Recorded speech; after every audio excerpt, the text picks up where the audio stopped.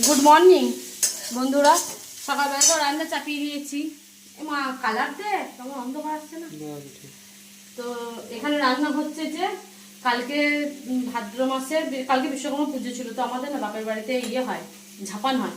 আর আমার বাপের বাড়ি আর শ্বশুর বাড়ি যেহেতু এক জায়গাতেই, তো আমাদের একটা রিলেটিভ দেখো এখানে পাঁঠার মাংস দিয়েছে, বলি হয়েছিল। পাঁঠার মাংস আছে, যেটা করবো আলু দিয়ে।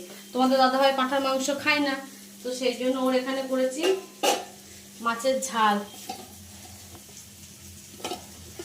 বাবা, এই দেখো মাছের ঝাল করেছি ওর, আর এখানে ডাল করেছি, আর এখানে পেঁয়াজ লঙ্কা দিয়ে আলু মাখা করেছি, যেটা তোমাদের দাদাভাই খাবে। আর আমাদের এখানে সকালে জল খাবার করেছি, এখানে ঘুগনিটা করে নিয়েছি আগে ভাগে, এটা জল খাবারে খাবো আমরা। আর মাংসটা এবার চাপাবো।